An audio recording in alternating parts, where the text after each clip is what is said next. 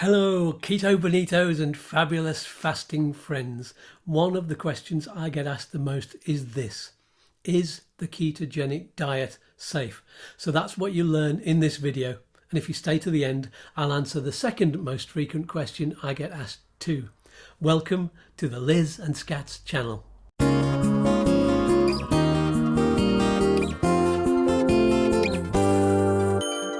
Hi, I'm Skatz and I'm a musician with type 2 diabetes. Together with my wife Liz, I've been reversing my diabetes, losing over 100 pounds in weight between us, and finding a whole bag full of ways in which a keto and intermittent fasting lifestyle can bring improved health and guard against all kinds of illnesses, including COVID-19. Along the way, we decided to share what we've learned with you.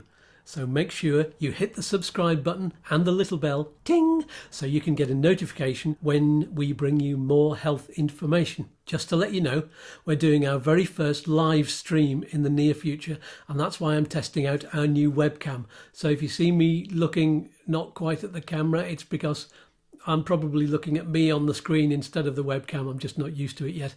The picture quality isn't quite as good as my iPhone, but I hope it's good enough for today's video and that you're getting value from it. In which case, give me a like. And also, have a look at the affiliate links in the description below, where you'll find the webcam and other equipment we use for film and editing. So, let's get straight to the big question that so many people ask. Is the ketogenic diet safe? I mean, how can eating all that fat be good for you, right? And surely you can't stay on keto for a long time. How could that be healthy? Now, that might sound like more than one question, but all of those questions are about whether keto is safe. So to assure you and all of those who ask the same question in the future, I'm going to address each of these concerns. The biggest worry that people have is that tiny little three-letter word that's huge in everyone's minds. F-A-T. Fat.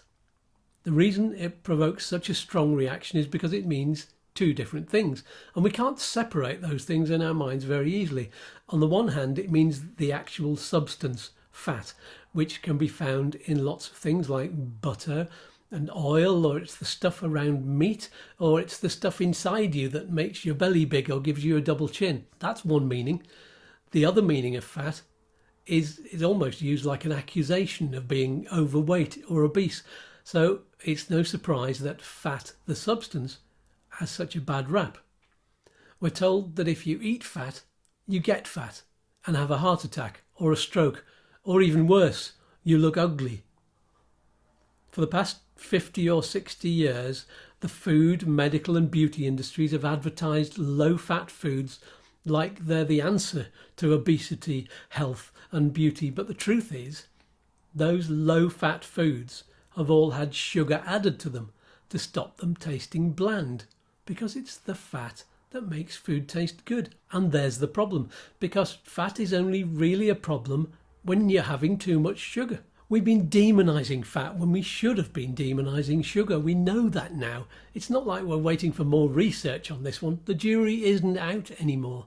Sugar and the carb-rich foods that break down into sugars when we eat them are at the center of an obesity epidemic. When we change our bodies from using the inefficient, fast-burning sugars for energy into using the much more efficient, slow-burning fat, and we start releasing the ketones to power our brains, we find that fat isn't the enemy anymore. It's just a very, very tasty fuel. All that fat you used to be afraid of, because of what advertisers told you the whole of your lives, is actually the best food.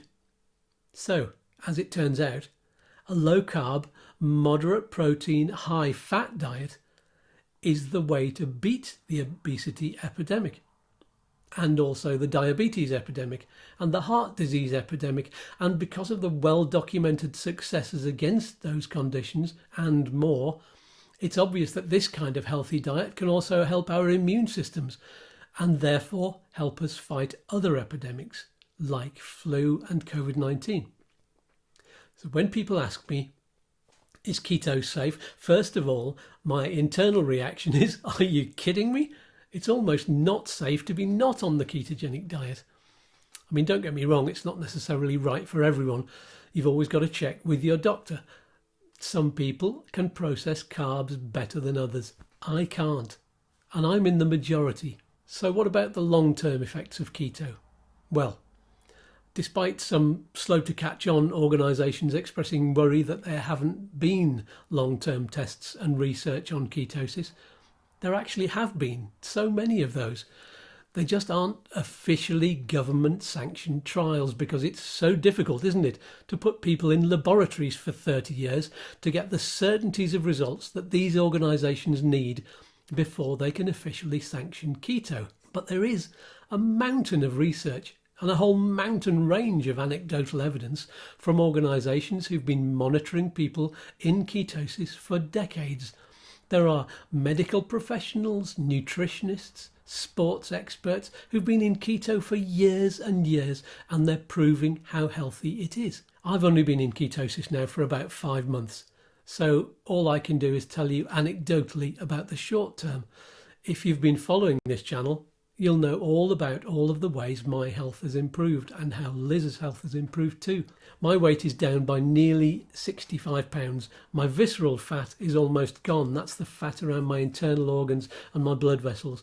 I'm not taking my diabetes medication anymore. My mental clarity is so much better. And you know, if you look back at some of our early videos, you can tell I'm speaking clearer, I'm thinking clearer. My energy levels are excellent and my fitness is better than it's been for years. As for the long term, well, I'm trusting the experts who've spent the last few decades focused on researching keto and fasting. They say that not only is it healthy, but it's actually preferable to a carb-rich diet. I'd like to add one more thing before I give you the bonus information. A keto and fasting lifestyle is brilliant, yes, but only if you do your research and do it right. All of the videos I've seen in which people doubt keto or fasting, every single one of those has been doing something fundamentally wrong. Now it's bonus time. I'm going to answer another question. And it's the one question that Liz and I get asked by almost everyone we meet when they see how much weight we've lost and how much more healthy we look. And that is, don't you get hungry? Well, what I usually say is this: not as hungry as I used to get when I was on a carb-rich diet and eating cakes and biscuits and sweets. Everybody gets hungry sometimes, but actually with keto and fasting, and especially with fasting, your energy levels don't drop so much like they do when your blood sugar plummets. I mean, you know how that feels, don't you? When you get brain fog and you get all irritable. It's not like that for me anymore. And that's such a joy. I used to have to carefully plan my snacks when I was working so I didn't get a slump. Now I can work all day and look forward to my one meal in the early evening where I can fill my stomach with really rich tasting foods and be really satisfied. I mean, there are times when I feel hungry, but most of those are psychological. When I see really nice food or talk about what I'm going to eat, I salivate. And you can probably hear when I've been swallowing a lot, when I've been talking to you, I've been salivating. Sometimes I'll be triggered too when it's time when I used to eat lunch and my body has got so used to expecting it that the hunger hormones are released, and that's perfectly natural. Your body is designed to tell you to eat, but the more carb-rich your diet is, the more those hunger hormones are released, and it's so difficult to ignore them. In fact, the more insulin-resistant you are, the more difficult it is to not eat. People with diabetes are on a slippery slope, and they really can't help eating. That's what I was told by my dietitian. She said, well, look, you're diabetic, it's not your fault anymore. And you know what?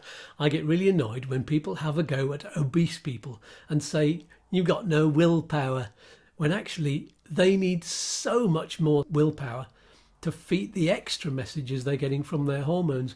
It's no surprise everyone finds it so difficult to shed weight, because it is so difficult unless you get the right help and change to burning fat for fuel. Well, I hope that's answered the burning question for you. Thank you so much for watching to the end of this video. It really means a lot to us. Leave us a comment below because we love talking to you. And if you've got value from this video, hit the like button and subscribe and click on the bell. Ding! Peace and love to you all, and I will see you in the next video. Bye for now.